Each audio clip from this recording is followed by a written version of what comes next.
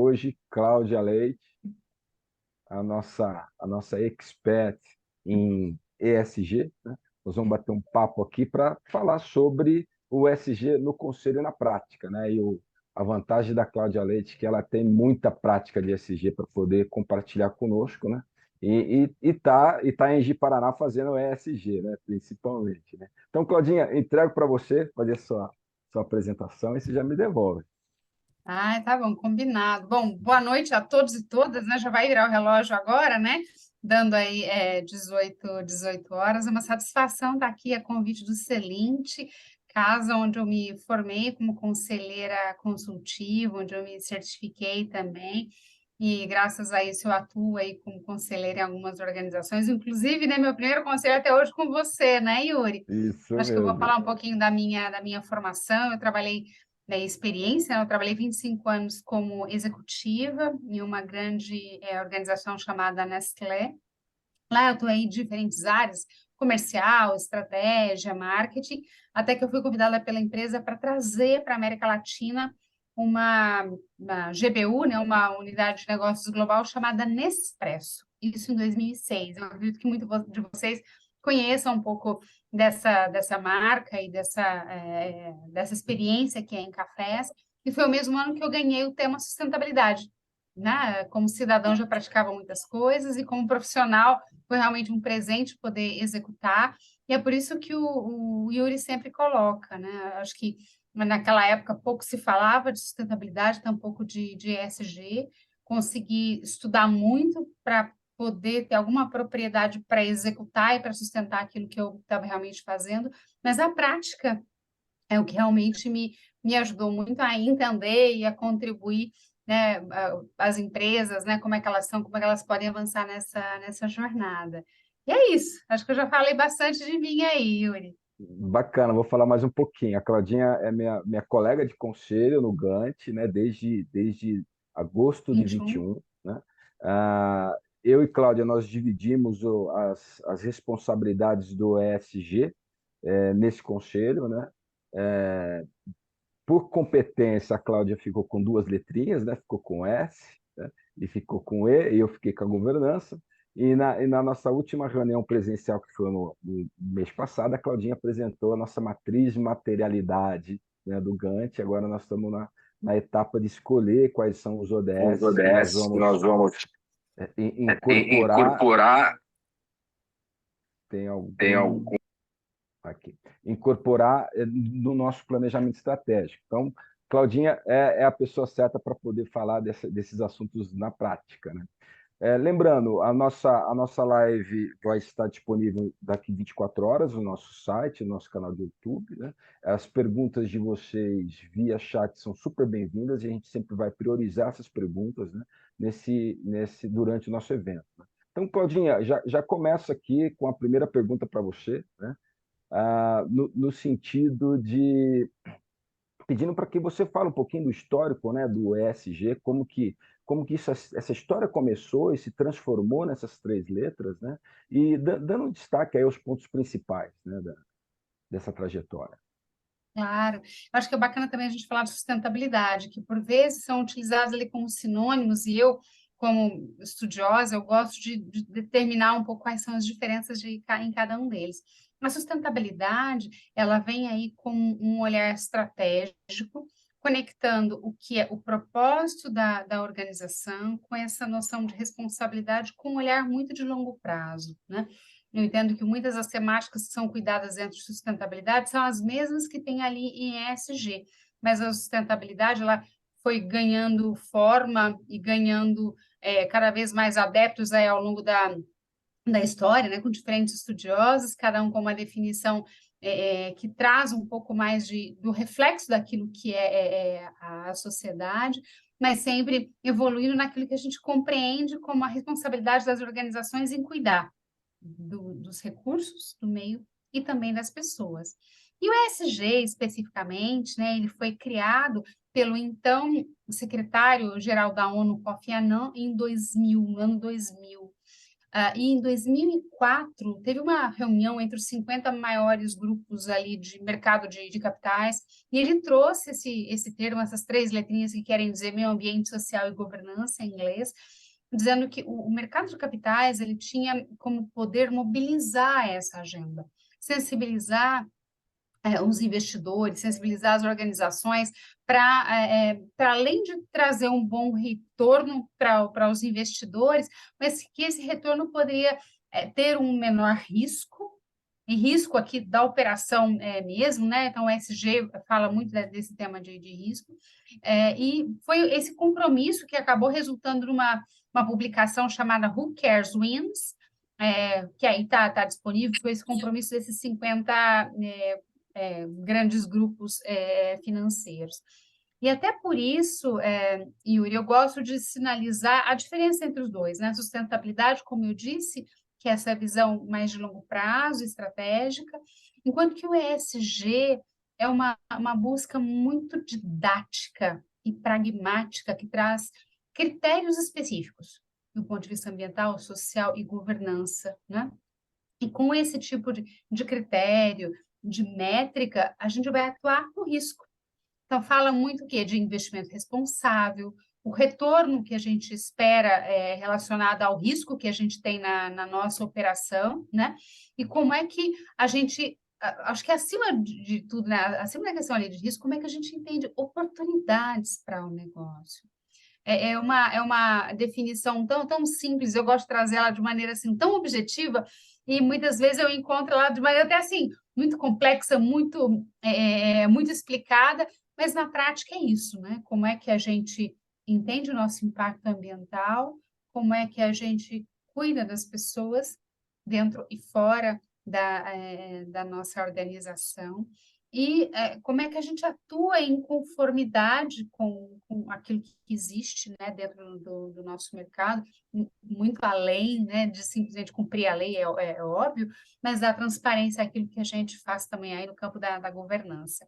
Eu creio que é isso, gosto de sempre pontuar a diferença entre cada uma delas nesse contexto histórico também. Você falou três coisinhas aí no final do seu discurso, né? A questão da responsabilidade, questão de pessoas, né? Questão do meio ambiente, né? É, acredito que esses são um dos fatores, mas existem mais fatores que influenciam, né, as empresas a investir no ESG, né? E aí fazendo a amarração, né, daqui o ESG é uma sigla econômica, né? Então as empresas elas sempre vão estar drivadas por essa sigla, Uhum, né? vou Mas deixar. além dessas 3, se você visualiza, baseado na tua experiência, mais alguns fatores que influenciam esses empresários e que são objetos de discussão em salas de conselho, Cláudio? Uhum. Até uma reflexão importante aqui, viu, Yuri, porque o ESG ele nasceu dentro do mercado de capitais, mas hoje ele já é aplicado em diferentes setores, não só no mercado de capitais, para essa busca muito didática. E tem alguns que falam, tem que ser em português, né, ASG, né, o ambiental, social e governança. Tem que ser GAS, tem que ser G na frente. Tem que colocar o E também de econômico. Assim, o econômico, ele está inserido em todas as letras, é condição essencial para que elas aconteçam, elas estão interligadas, sem uma, a outra não funciona. Então, mesmo que o governança esteja ali no final, se não tiver, não tem norte, não tem direcionamento para onde a gente precisa ir. Então, assim, tem uma relação muito de dependência, de interdependência de todas essas letrinhas. E eu sempre gosto de refletir também, Yuri, que a depender do setor, a depender da própria operação da organização, e do contexto como um todo, você pode ter um E muito grande, um S muito grande ou um G muito grande. Então, indústria, é comum você ver o quê? Um E enorme, né? Pelo tipo de negócio, pelo tipo de produto que se oferece. Empresas de serviço já vão ter um S muito grande, porque elas têm um impacto, um envolvimento muito grande ali no número de pessoas, não que as indústrias não tenham, mas é um pouco desse entendimento. E aí, fatores, vão aparecer vários fatores aqui, mas eu queria agrupar talvez em 4, que eu creio que fica mais fácil de a gente compreender. O primeiro que eu trago são os fatores físicos e operacionais. que, enquanto conselheiros, a gente está sempre olhando, né? Assim como o corpo diretivo, mas existem temas como mudança de clima, e a gente sabe que agora estão tendo o quê? Impactos das mudanças climáticas e efeitos extremos que estão acontecendo com uma frequência maior, com um impacto maior. Um volume muito maior, como não tinha historicamente. Isso faz com que gere escassez de recursos. Então, diretamente mexe no custo, mexe no que a gente tem de recurso dentro da organização. Então, acho que esse é um fator operacional importante. E no outro ponto, eu diria que a questão da desigualdade social, não simplesmente pela nossa responsabilidade enquanto sociedade, enquanto organizações, de olhar para o entorno, mas se o mercado é frágil, se o mercado não se desenvolve, eu tenho menor possibilidade, ou eu limito o que é a minha atuação. Então, é muito mais inteligente se o entorno for próspero, se eu tiver muito mais pessoas inseridas dentro do mercado consumidor, seja para produto e para serviço, e aí é uma roda que todo mundo acaba ganhando, né? Essa nossa capacidade de gerar resultados em médio e longo prazo. Então, acho que esse fatores físicos e operacionais eu queria colocar ali como primeiro. O segundo, eu trago como acesso e custo de capital, porque existem diferentes modelos de valoração de ativos, de estratégias do setor financeiro especificamente, na análise de risco, que acabam trazendo restrições para alguns setores que têm uma vulnerabilidade maior ou um potencial poluidor maior, como o de combustíveis fósseis, que já vivem essa realidade hoje em dia. E eu também gosto de trazer o olhar positivo dessa abordagem, porque hoje já existem linhas de crédito sendo oferecidas com juros, com condições mais acessíveis, se isso tem como objetivo gerar, né, desenvolvimento sustentável, bons impactos no meio ambiente, e também nas pessoas. Hoje mesmo eu estou aqui para um evento, né, do cooperativismo de crédito, né, para o setor financeiro, para o setor bancário. Então, mostra muito essa realidade. Então, para a gente ficar atento, porque o acesso ao dinheiro, se ele tem um propósito e se ele está conectado com o ESG, vão ter métricas claras nisso, então pode ser um crédito bem melhor. O terceiro aspecto aqui, porque que em conselho a gente olha isso, e o nosso compromisso é longo prazo, né? A gente, claro, tem muitas coisas que a gente acaba, no conselho que nós estamos juntos, nós somos muito operativos, né? A gente sabe disso, pelo momento em que o conselho está, ou seja, a gente tem que pôr a mão na massa em vários aspectos e pensar mais na organização das ações de curto prazo. Mas pensando em longo, médio, longos, nós temos o quê em relação ao comportamento da demanda, ao que é o consumidor, porque a sociedade mudou. Os consumidores também estão mudando, não só a nova geração que já chega no mercado de trabalho ávida, né, por conceitos e se conectar com produtos e serviços que tenham muito mais a ver com seus valores pessoais, né? E elas consideram para suas decisões o que está sendo feito do ponto de vista ambiental, social e o alinhamento dessas organizações com aquilo que realmente se acredita, né? E se quer, né, enquanto sociedade, mas assim, não é somente somente as novas gerações. Acho que cada um de nós, enquanto cidadãos, né, enquanto pessoas, a gente está sempre atento ao que está acontecendo com as organizações também. E por último, acho que para fechar aqui essa temática, assim, eu coloco o avanço regulatório, porque é uma tendência mundial, quando a gente fala de ESG, como está sendo chamado hoje em dia é ESG, tá bom? Então, pode ser que mude daqui a algum tempo, vai chamar de uma outra maneira, vai evoluir para uma outra forma, e eu vejo que esse vai sempre ser esse passo e essa evolução. Mas o avanço regulatório, ele vem, em especial, de mercados mais maduros, como o europeu, que hoje já está muito mais alinhado em termos de taxonomia, uma série de definições, de normatização de alguns setores, outros com metas, com direcionamento, já com prazos claros para serem cumpridos, o que acaba modelando como os mercados também vão atuar. Além de o mercado europeu ser um grande mercado consumidor, mas ele também direciona como é que vão acontecer essas regulações, esses padrões, esses modelos, esses processos aí em diferentes outros mercados também, em especial quando a gente fala dos riscos. O mercado financeiro já está bem mais avançado nessa agenda, né? E aqui no Brasil, liderado aí pelo Banco Central, né, CVM, Ambima, mas sem dúvida outros setores também vêm nesse mesmo sentido. Então, seja porque a gente acredita nessa temática, seja porque a gente vai ter que entrar nela mais dia, menos dia, façamos o quanto antes, porque vai ser mais fácil e menos dolorido, né? A gente vai ter a chance aí de construir, de participar dessa construção também.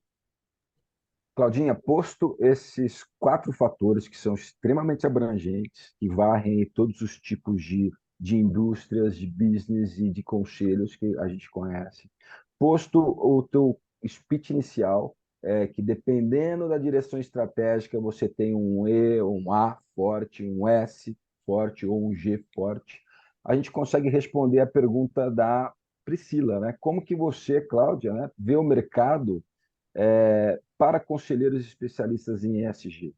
Está demandante? Eu acho que eu nunca trabalhei tanto, acho que eu nunca trabalhei tanto, né? E assim, primeiro, há uma necessidade de entender o que isso significa.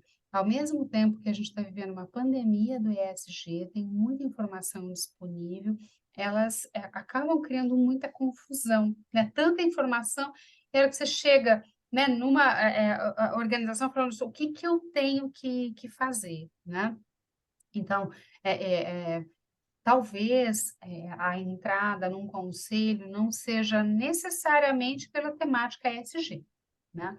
Porque existem outros temas que gritam antes, outras portas que já estejam mais podres, né, para serem tocadas primeiro, para serem arrumadas antes do ESG.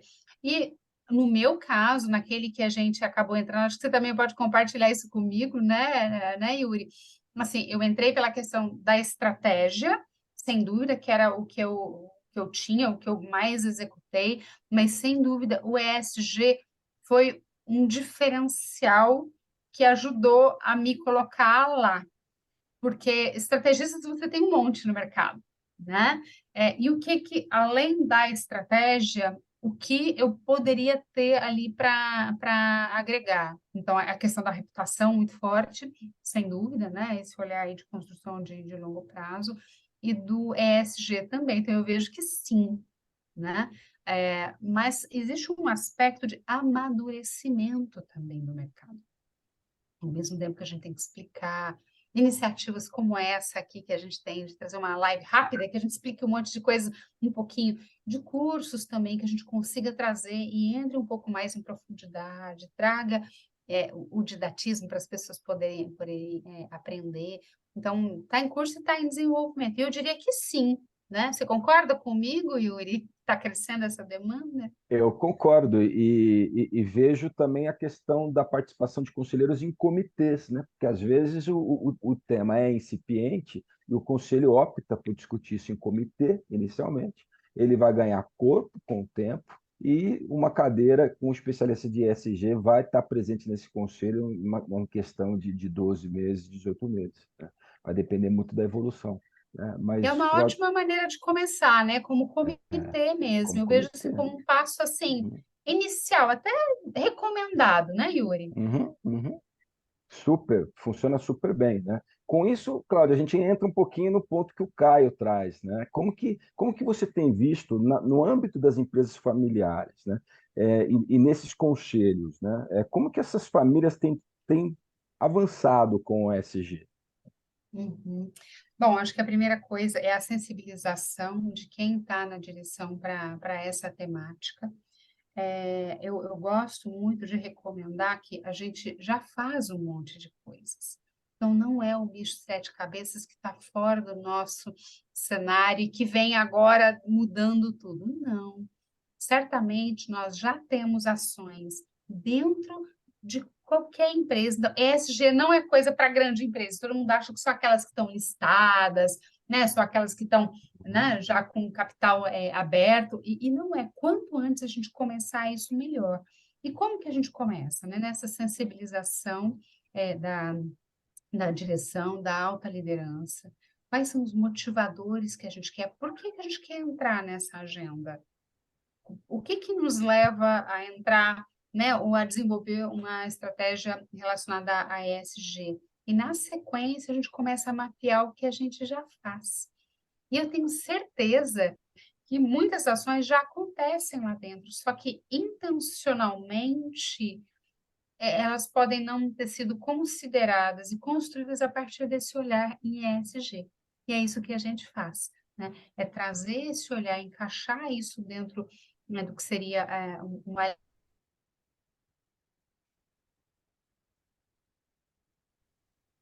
Claudinha, Claudinha congelou? Congelou para todo mundo também?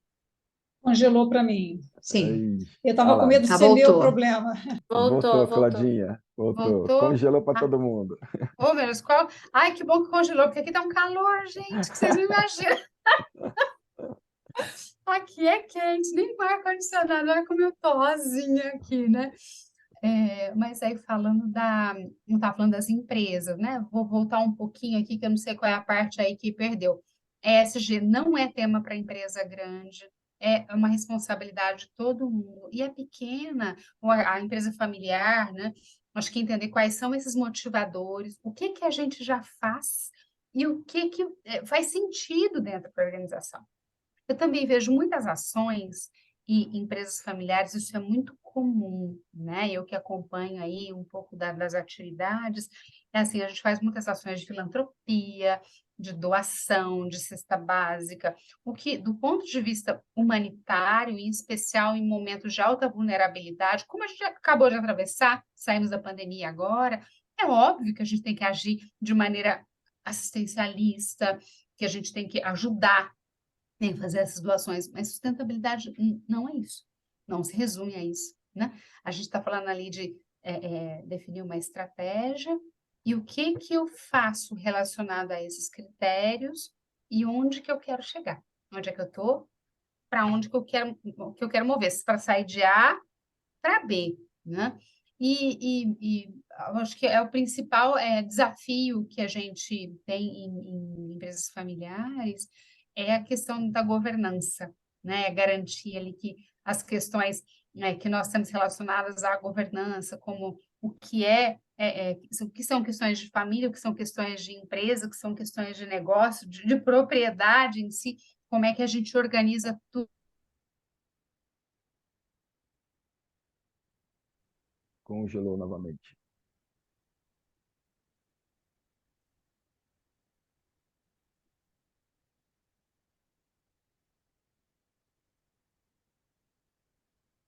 Vamos ver se ela volta aqui. Mas a próxima pergunta vai tá relacionada ao ponto que o Tavares, né, trouxe, o Arthur Tavares trouxe aqui no nosso bate-papo, uma pergunta bastante extensa, bastante pertinente. Foi bacana você, inclusive, o Arthur, trazer a fonte, né, desse ponto. O que eu compartilho contigo, depois eu vou acabar entregando aqui para a Claudinha, assim que ela voltar, do ponto de vista de governança, a McKinsey, nos anos 2000, fez uma pesquisa, foi uma pesquisa global, né? Onde os latino-americanos e os asiáticos, para as empresas que tinham governança operante, né? Então, não descarta as questões de greenwash, por exemplo, né? Claudinho, eu já te devolvo aqui, né? O comprador, né, num processo de merger acquisition, tinha a predisposição de pagar 20% a mais, né, do que o valuation nas metodologias tradicionais traziam, né? As empresas europeias os empresários europeus e norte-americanos pagavam 15% a mais, né? Então, mas, Claudinha, desculpa que eu acabei entrando, né, assim que você congelou e voltou, eu estava trazendo o ponto do Arthur Tavares, né? e falando um pouquinho da minha experiência, daquilo que eu tenho estudado com relação à governança, né? Mas o Arthur traz qual é o impacto, né? Como mensurar o impacto do ESG, né, no valuation da empresa, né? De uma forma que seja convincente, né? E não do ponto de vista da percepção ou do achômetro. Uhum.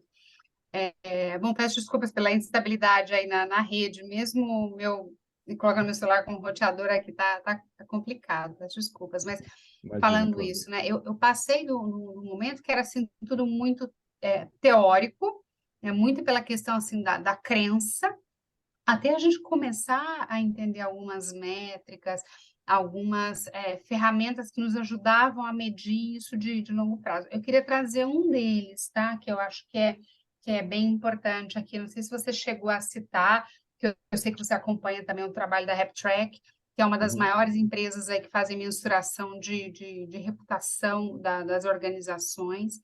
Uhum. E é um trabalho assim longitudinal, né? Eles conseguem fazer aí esse acompanhamento por vários anos. E junto desse trabalho, né? Então tem ali que eles fazem quais são os recortes que realmente para os consumidores das grandes empresas e né, de diferentes empresas aí no mundo, o que acaba tendo maior relevância para cada um deles, né? Seja no benefício da dúvida quando alguma coisa dá errado, em especial em temas de crise, porque a gente não costumava medir a nossa reputação, né? A reputação nada mais é do que a percepção do outro acerca da gente, daquilo que a gente fala, faz, inclusive daquilo que a gente não fala e, porventura, também não faz, né? O outro forma uma percepção, uma imagem acerca de nós. E aí, quando acontecem esses momentos de incerteza, de crise, então, né, issues que a gente está sempre gerenciando dentro das organizações, aí todo mundo quer saber e quer medir quase que mensalmente como que está o tema da reputação, né? Mas seja aspectos aí de benefício da dúvida, de inclinação a comprar um determinado produto, de confiança e respeito mesmo, credibilidade, inclusive o aspecto ali de você recomendar uma determinada organização. Então, eu passei de uma época que esses temas não entravam na avaliação, né, do corpo diretivo e que passou a ser colocado. Né, que um dos aspectos ali que eram avaliados, eles enquanto organização, e isso tem um impacto direto em valor também de organização, como é que é a percepção, como é que é a imagem que aquela organização tem no mercado. Né? E isso passa a ter um peso grande ali na avaliação do board, e sem dúvida os temas de ESG, de sustentabilidade, sempre ficam ali variando entre primeiro e terceiro, mas sempre né, nos rankings ali de maior preocupação e formação mesmo do que são essas notas aí de RepTrack, o nome da empresa, RepTrack, Global RepTrack. Era também chamada Reputation Institute, e há uns 3 anos atrás que eles mudaram, tá? Mas é bem fácil. REPTRAK, RepTrack. Fica alguém Claudinha, perguntou, então já respondi. Bacana. Aproveitando, Claudinha, vamos falar um pouquinho do greenwash e como que o conselho pode evitar que as empresas caiam ou incentivem essa armadilha? Uhum. E às vezes, a gente fala muito do greenwashing, né? E não é só o verde, mas é quando você quer trazer uma rotulagem, quer mascarar alguma coisa e a prática acaba sendo um pouco distinta. Isso pode ser intencional, quando você tem ações desproporcionais à responsabilidade que você tem, ou quando você tira o foco, né? Você tem um mar de problemas, mas você fica colocando, né, o destaque num único ponto aqui. E assim, aqui a gente precisa ser coerente, precisa ser proporcional, precisa ser transparente.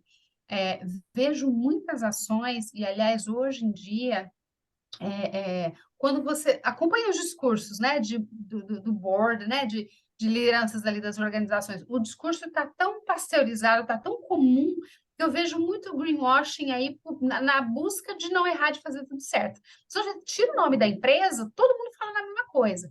Algo que eu pego assim, né, quando eu ouço alguém falando, eu vou fazer uma pesquisa aqui mais a fundo, eu vou olhar. Quando eu falo assim, nossa, ESG está no nosso DNA. Eu até arrepio quando ouço. E está sim, gente, falando isso. Todo mundo diz que está no DNA e, na prática, me mostra fatos. Quais são os números? E ainda que seja uma organização, né, uma empresa que tenha um produto ou um serviço que seja claramente conectado a temáticas em sustentabilidade, sei lá, de energia renovável, de gestão de resíduos, mesmo de contratação de pessoas, mas ela, como é que ela está fazendo? Mas na prática ela está realmente colocando isso no dia a dia, e eu gosto muito de utilizar ferramentas até gratuitas que tem no mercado, que nos ajudam a avaliar isso, né, Yuri? No curso a gente traz isso, Uhum. né? E as pessoas se surpreendem, nossa, parece que não é bem assim, né? Você vai puxar assim, tá bom, de maneira simples. Qual é um indicador disso daqui que você faz que comprove que sustenta? Né? Ficar dando aquele culpado, porque não tem, né? De fato, é isso, é fazer simples, fazer objetivo, fazer direto e buscar trazer essa clareza no que a gente precisa para não cair nisso, seja intencional ou não. E aí vem as variantes do greenwashing, tá? Porque tem o pinkwashing, tem o rainbow washing, tem o Uhum. woke washing, né? Que fala do propósito também, né? O próprio Alan Joe, que é ali o CEO da Unilever, ele fala muito disso. Então, tem suas variantes também. Perfeito. No nosso bate-papo, a gente colocou aqui o site da ReTrack, né, mencionado pela Cláudia. Eu mencionei também aqui o artigo que a gente pode encontrar as informações relacionadas à pesquisa da McKinsey, né, quanto à valorização das empresas relacionadas à governança. Aproveitando, tem uma pergunta aqui, não sei se você tem um dado que você possa compartilhar conosco, Cláudio.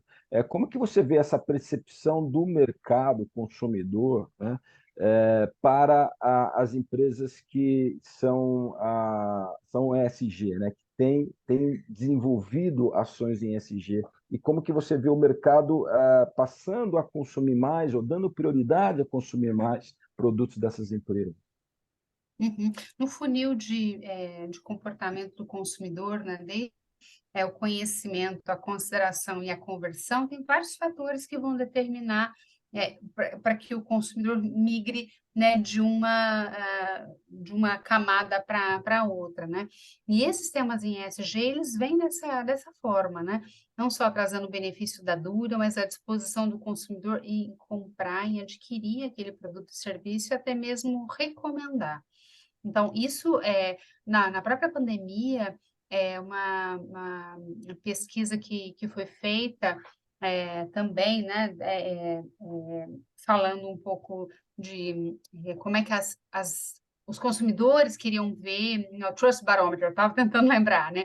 O Trust Barometer, como é que as pessoas viam a responsabilidade das empresas, das ONGs, da imprensa, do governo, e a responsabilidade das empresas ganhou ainda maior destaque na pandemia, porque os consumidores valorizam e entendem que as empresas têm um protagonismo nessa agenda. Ainda que o setor público tenha a possibilidade de fazer isso em escala, cabe às empresas assumir muito mais esse tipo de atuação. Então, essa é uma pesquisa interessante também, aí do Trust Barometer, que fala um pouco disso, mas é uma tendência que é crescente. Em especial, quando você acompanha ali boicotes, cancelamentos, quando existem problemas, né, ou crises que acabam afetando as organizações que passam por temáticas relacionadas a ESG, em especial de governança, muitas de governança, né, acabam surgindo também, e o impacto que isso traz junto às organizações. Então, eu vejo como uma maneira de você construir essa relação de longo prazo e essa confiança junto ao seu mercado. Naquela escolha, eu quero ser sustentável, eu preciso ser, mas se eu quero ser, hoje ainda dá para ser um diferencial competitivo que a gente tanto precisa no mercado. Bacana, Claudinha. Hoje nós inovamos, a gente conseguiu compartilhar no bate-papo uma série de fontes de dados assim que eu acho que é bastante interessante para que o nosso público possa aprofundar no assunto, né? A gente só tem 30 minutos aqui, né? Aí, Charles, eu prometo para você que nós vamos fazer uma live exclusiva de gestão de risco, tá? É um assunto bastante longo, não dá para a gente debater isso nessa live, mas conte comigo que eu vou fazer uma live, vou chamar um especialista para a gente falar sobre gestão de risco, que é um tema recorrente em reunião de conselho, faz parte da agenda anual do conselho. Então, Claudinha, entrego para você fazer as despedidas, aí você me devolve que eu fecho por aqui, que o nosso tempo esgotou. Tá bom, nossa, eu estou vendo aqui várias pessoas falando aqui, algumas que eu conheço. Nossa, eu fico feliz em ver as pessoas aqui. E o que eu sempre recomendo, né? A gente tem que fazer isso simples. A gente tem que entender o que significa e começar, não esperar ficar grande para tomar essa ação. E a gente tem muito esse receio, que é avançar, em especial dar visibilidade para o que a gente precisa a essa agenda, e a gente perde o bonde das ações. Uma vez que você mostra o compromisso que é externo, isso aumenta mais ainda a responsabilidade e a celeridade que a gente precisa dar, né, nas ações, né, com foco em onde e quando a gente quer chegar. Acho que é isso, assim, como recomendação, né, fazer o quanto antes, porque é o certo e é o melhor a fazer, independente de ideologia, a gente não está falando, né, de A ou B, mas realmente enquanto é a melhor maneira de gerir negócios. Perfeito. Muito obrigado, Cláudia, por mais uma participação nessa live, falando de ESG, né? Vocês que assistiram, não se preocupem que a gente sobe a live, a gente sobe o bate-papo também para o nosso site, então as informações que estão no bate-papo vão estar lá disponíveis no nosso site, que vocês vão poder, inclusive, depois pesquisar, né?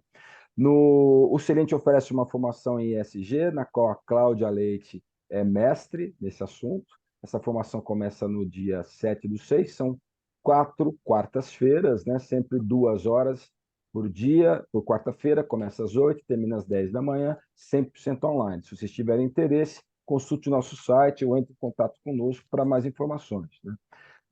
No dia 24/5, eu e Candice, que é uma sócia do Celente, estaremos juntos e vamos falar da desmistificação dos processos de entrevistas para as posições de conselho, né? Então, Charles, esse tema da próxima live foi um tema levantado numa live que eu e Candice fizemos a respeito de currículo e de carta de apresentação. Surgiu essa demanda, a gente percebeu que não cabia naquele ambiente, naqueles 30 minutos, a gente vai fazer uma exclusiva. Então, logo, logo, a gente vai fazer uma de gestão de risco, que, obrigado pela dica, aí faz bastante sentido aqui para o nosso tema, né?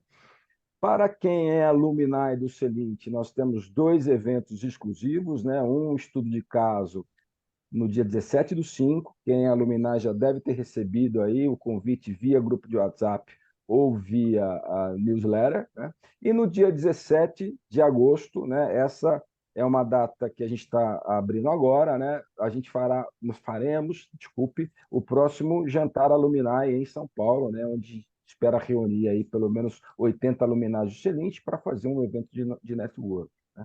E o evento aberto, né, é o Fórum de Conselheiros lá no dia 28/10, onde nós falaremos sobre o Conselho 360, a visão do conselheiro sobre o conselho, do empresário sobre o conselho e do executivo sobre o conselho. Então, são 3 visões distintas que a gente espera naquele sábado alinhar ou chegar próximo ao alinhamento para que a gente tenha um melhor desenvolvimento de conselho. Então, obrigadíssimo aí pelo tempo de vocês, né?